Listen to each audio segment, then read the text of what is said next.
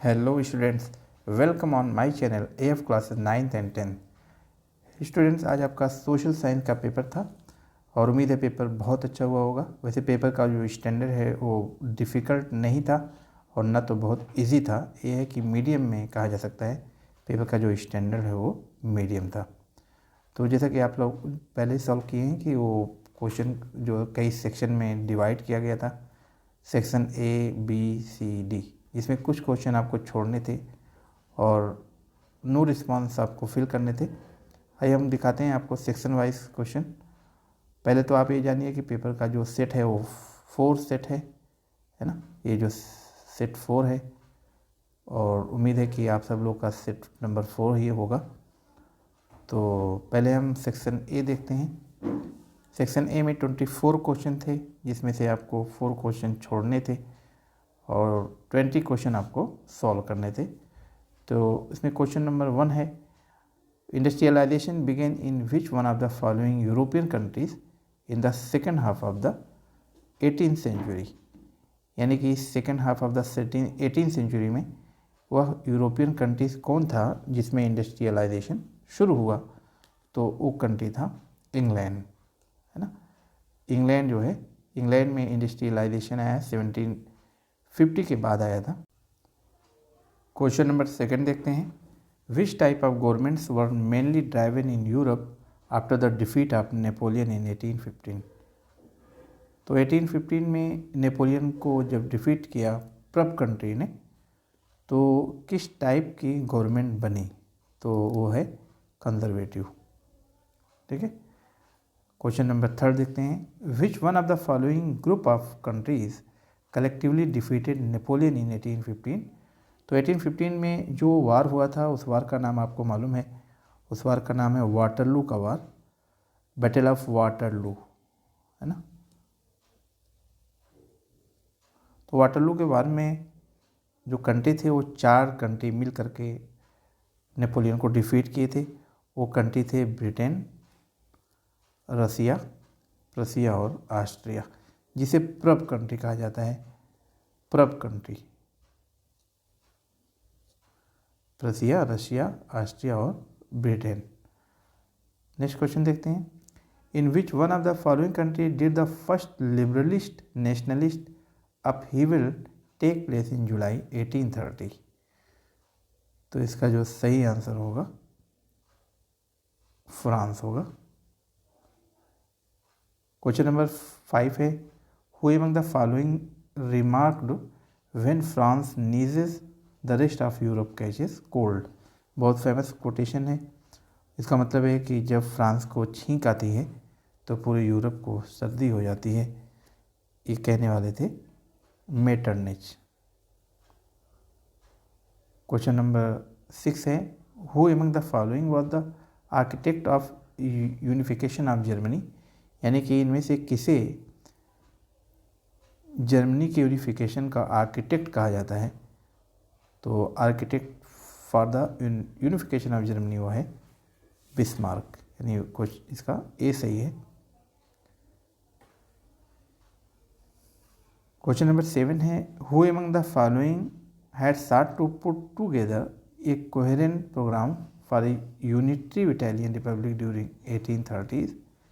यानी कि इनमें से किसको यूनिटी इटालियन रिपब्लिक 1830 में जो कोहेरेंट प्रोग्राम बनाने के लिए जाना जाता है, तो वो है गुजेप मैजिनी, है ना। तो इसका आंसर होगा सी, यानी कि 7 का आंसर होगा सी। क्वेश्चन नंबर 8 देख लेते हैं कि in which one of the following state is overgrazing the main reason for land degradation.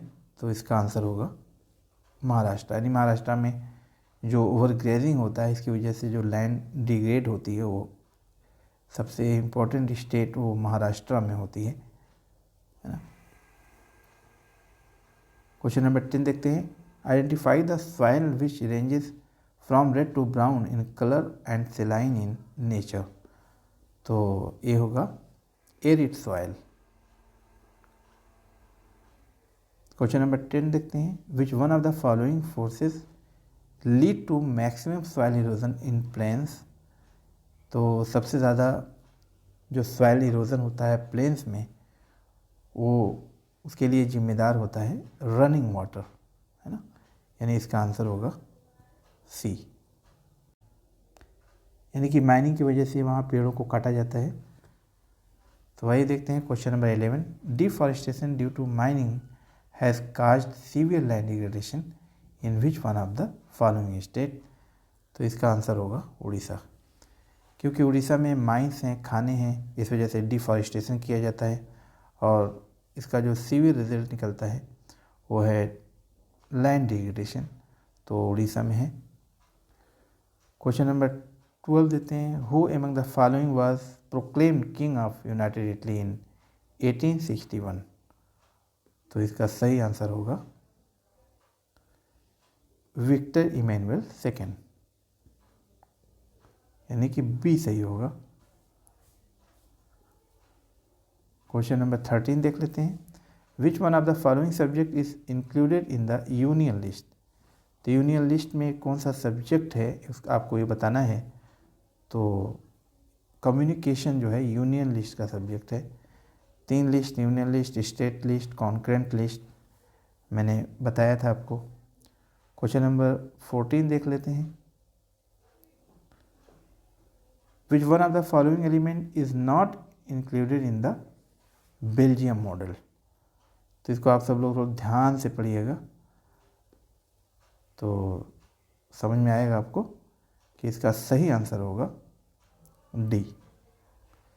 There is a community government which has a special power of administration. जो कम्युनिटी गवर्नमेंट है ये administration के लिए जिम्मेदार नहीं थी और यही आपको बताना था इसमें से कौन सा नहीं है बेल्जियम मॉडल में। तो ये डी होगा, यानी 14 का डी सही होगा आंसर।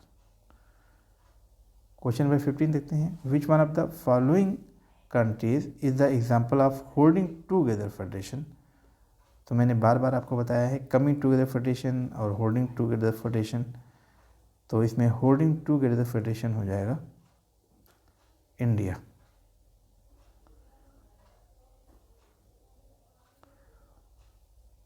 क्वेश्चन नंबर 16 देखते हैं, which one of the following ethnic communities is in majority इन श्रीलंका। तो इसका सही आंसर होगा सिंहलीज, है ना। तो सिंहलीज जो है वो मेजॉरिटी में थे, ये तो पता ही है आपको, और तमिल जो है माइनॉरिटी में थे। क्वेश्चन नंबर 17 देखते हैं, which one of the following subject is included in the state list. तो स्टेट लिस्ट में कौन सा सब्जेक्ट इंक्लूड है।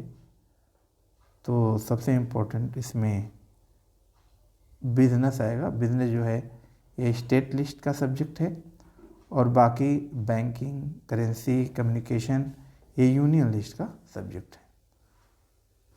क्वेश्चन नंबर 18 देख लेते हैं कि activities that help in the development of primary and secondary sector come under which one of the following sectors. तो इसका सही आंसर होगा टर्शियरी सेक्टर, यानी कि सी सही है। क्वेश्चन नंबर 19 देखते हैं, identify the correct feature of the unitary form of the government from the following option. तो इसमें आपको बताना है कि यूनिटरी फॉर्म ऑफ गवर्नमेंट में जो इस करेक्ट फीचर है, यानी यूनिटरी फॉर्म ऑफ गवर्नमेंट की, वो कौन सी है ना। तो इसका सही आंसर होगा डी, यानी कि सब units are subordinate to the central government.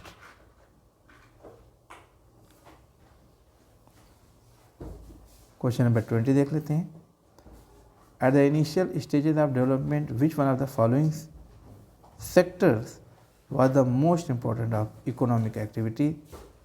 तो इसका सही आंसर होगा प्राइमरी सेक्टर। क्वेश्चन नंबर 21 देखते हैं, activities in which the natural products are change into other forms come under which one of the following sectors. तो इसका सही answer होगा secondary. The products received by exploiting natural resources come under which one of the following sectors. तो इसका सही answer होगा primary sector.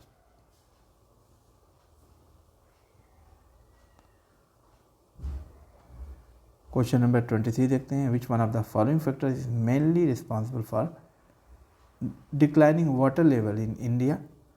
तो इसके लिए जो जिम्मेदार है वो है ओवर यूटिलाइजेशन। क्वेश्चन नंबर 24 देख लेते हैं। Which one of the following subject is included in the concurrent list. तो कॉन्करेंट लिस्ट में वो सब्जेक्ट आते हैं जो यूनियन और स्टेट दोनों लॉ बना सकते हैं, यानी कि दोनों सब्जेक्ट, यानी कि दोनों गवर्नमेंट, यूनियन गवर्नमेंट और स्टेट गवर्नमेंट लॉ बना सकते हैं। तो वो है मैरिज। तो मैरिज जो है कॉन्करेंट लिस्ट का सब्जेक्ट है। क्वेश्चन नंबर 25 है और ये सेक्शन बी में आता है। तो सेक्शन बी में 22 क्वेश्चन में 18 क्वेश्चन करने हैं। तो ये सेशन और रीज़न है। तो मैं आपको डायरेक्टली इसका आंसर बताऊंगा क्योंकि वीडियो बहुत लॉन्ग हो जाएगी, है ना। तो इसमें जो 25 का सही आंसर होगा वो ए होगा, यानी कि दोनों एसर्शन सही है और रीज़न भी सही है, और दोनों जो है एक तरीके से जो रीज़न है वो करेक्ट एक्सप्लेनेशन करता है।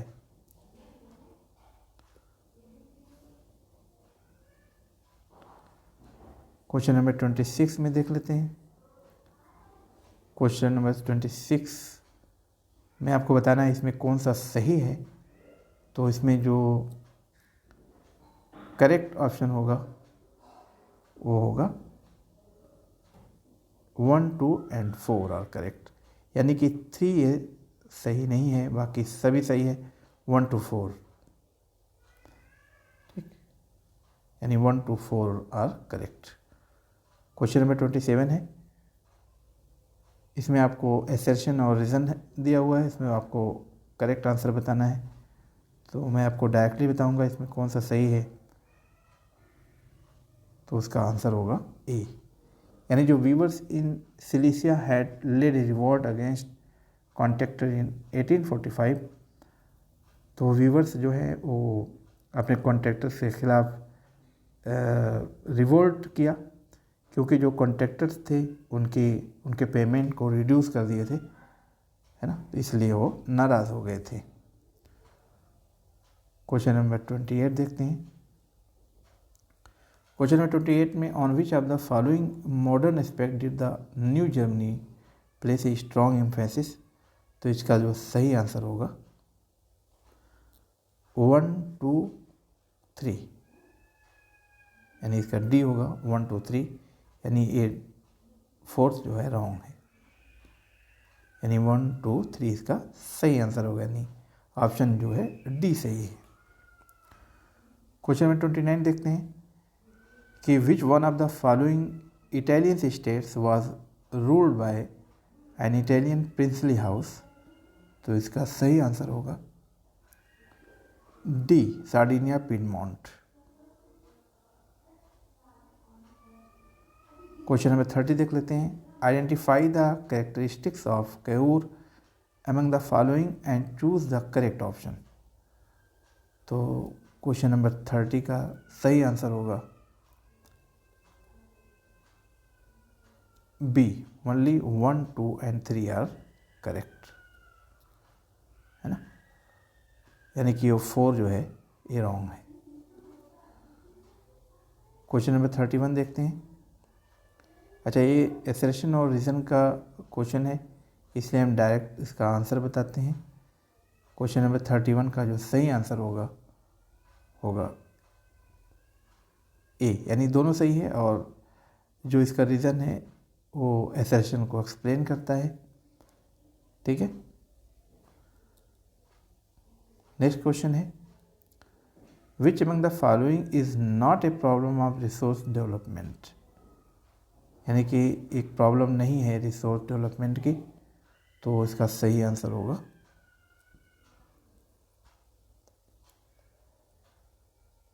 डी। क्वेश्चन नंबर 33 है विच one of the following human activities has contributed most in land degradation, तो सभी लोग जानते हैं वो है डिफॉरेस्टेशन। क्वेश्चन नंबर 34 है, एसेशन और रीज़न का क्वेश्चन है, तो इसका जो बिल्कुल क्लियर आंसर होगा वो है ए।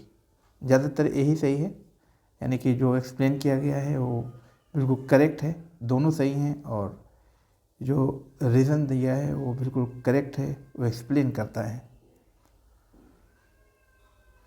क्वेश्चन नंबर 35 का जो सही क्वेश्चन वो भी ए है ना, ए और आर दोनों ट्रू हैं, और जो रीज़न है वो एक्सप्लेन करता है।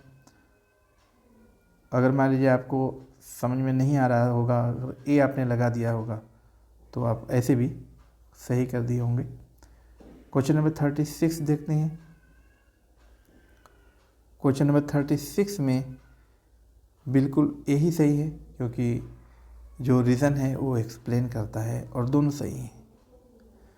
क्वेश्चन नंबर 37 में देखते हैं कि एक तरफ कंट्री दिया है और दूसरा एडमिनिस्ट्रेशन है, ये थोड़ा टेक्निकल है, और इसका जो सही आंसर होगा वो है अर्जेंटीना। अर्जेंटीना में फेडरल टाइप गवर्नमेंट है, और बाकी सब रॉन्ग है।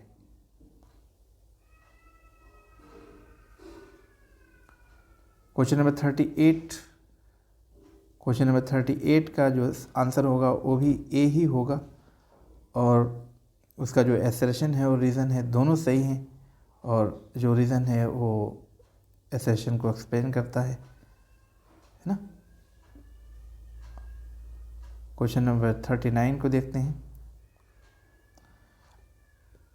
यहाँ आपको आइडेंटिफाई करना है कि कौन सा हॉरिजॉन्टल पावर शेयरिंग अरेंजमेंट है, तो उसका सही होगा ए, यानी कि जो डिफरेंट ऑर्गन ऑफ गवर्नमेंट है, लेजिस्लेचर, एग्जीक्यूटिव और जुडिशरी, ये तीनों जो है ये गवर्नमेंट के ऑर्गन हैं, और इसे हॉरिजॉन्टल पावर शेयरिंग कहा जाता है।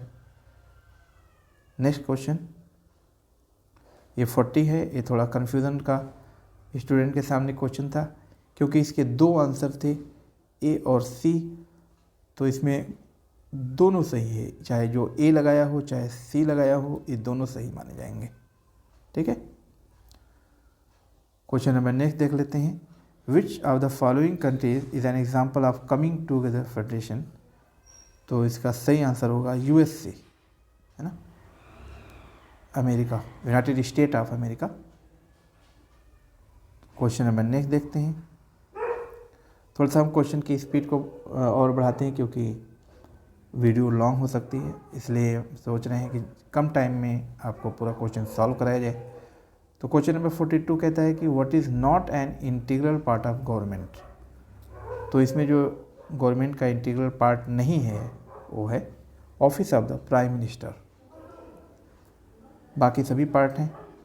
क्वेश्चन नंबर 43, क्वेश्चन नंबर 43 में ये भी एसेशन और रीज़न का है, तो इसका सही आंसर ए ही होगा।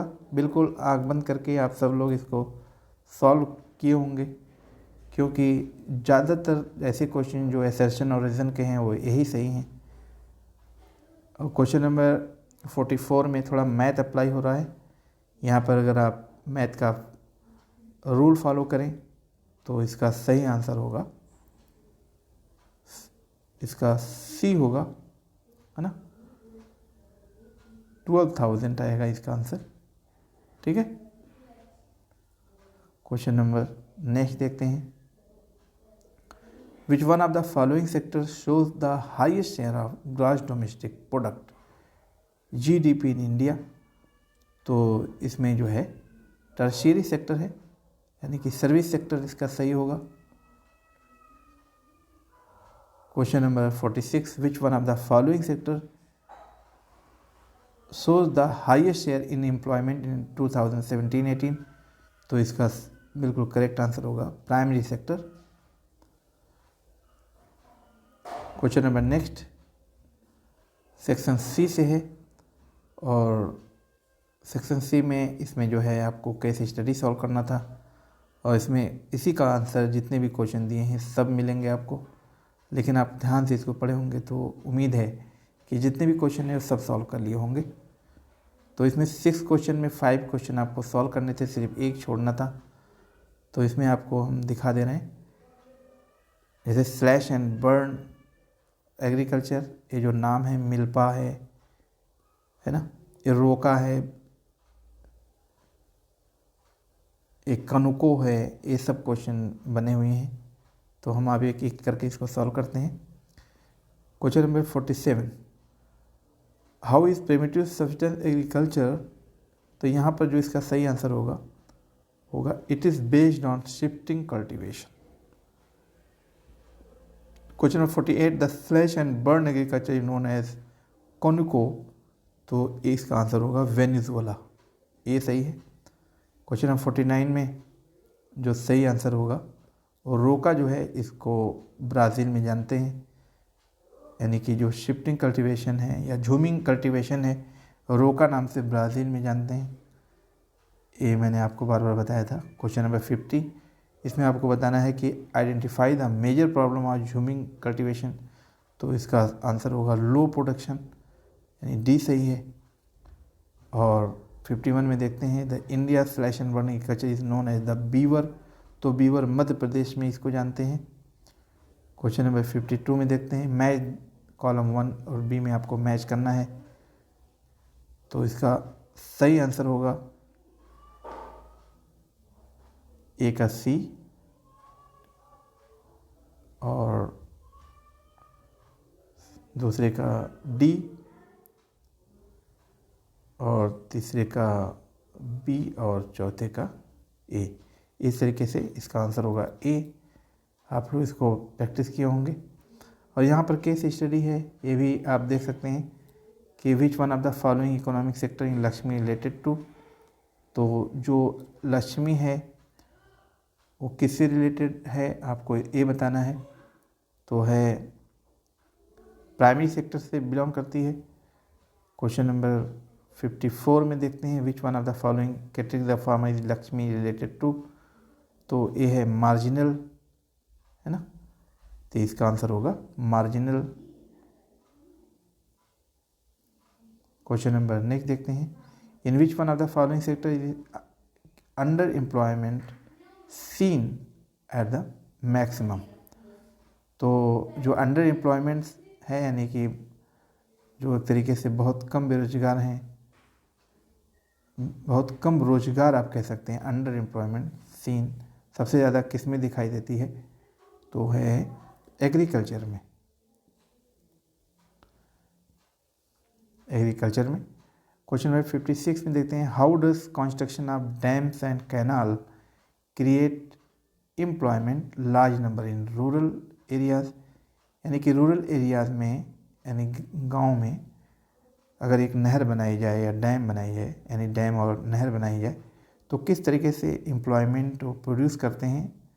तो इसमें आप देख सकते हैं कि adjustment of large number of unskilled labourer, यानी जो अनस्किल्ड लेबरर हैं उनका यहाँ एडजस्टमेंट हो सकता है, वो इसका यूज़ किया जा सकता है डैम और कैनाल बनाने में।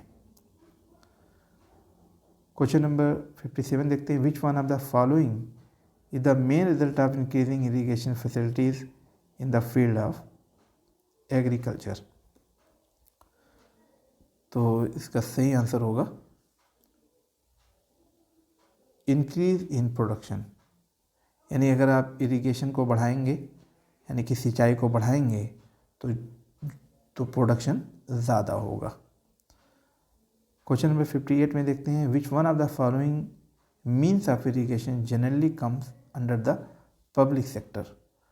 तो यहाँ पर कुछ नाम हैं, जैसे कुआं है, टैंक है, ट्यूबवेल है और नहर है। तो जो कैनाल होती है वो पब्लिक सेक्टर की है और बाकी सब पर्सनल है ना। नेक्स्ट क्वेश्चन है, ये है सेक्शन डी से। सेक्शन डी का जो क्वेश्चन है वो मैप बेस्ड है ना। जैसे यहाँ पर लिखा हुआ है, on the outline political map of India. ये आपको अभी नेक्स्ट पेज में दिखाया गया। तो A is marked as A dam. तो ए की जगह जो डैम बनाया गया है वो किस नाम से है। और बी में जो लार्जेस्ट जूट प्रोड्यूसर है वो स्टेट का नाम बताना है।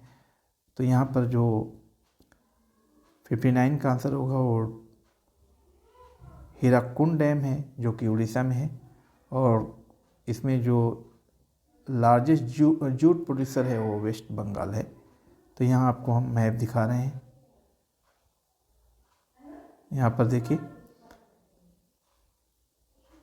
यहाँ पर जो डैम है वो हीराकुंड है जो महानदी पर है, और जो ये वाला पोर्शन है वो लार्जेस्ट जूट प्रोड्यूसर है वो वेस्ट बंगाल है। तो इस तरीके से ये आपका कंप्लीट आंसर है। इसमें उम्मीद है एक भी क्वेश्चन आप लोग का गलत नहीं हुआ होगा। अगर हमारी दो ये गलत हो जाता है, रॉन्ग हो जाता है, तो इसके लिए बहुत अफसोस करने की ज़रूरत नहीं है। नेक्स्ट टाइम में जो आपका टर्म सेकंड होने वाला है उसमें आप ईमानदारी और जिम्मेदारी से पढ़ें, और बाकी बिल्कुल टेंशन न लें। नेक्स्ट पेपर की आप तैयारी करें। ठीक है, मिलते हैं नेक्स्ट वीडियो में। Okay, thanks.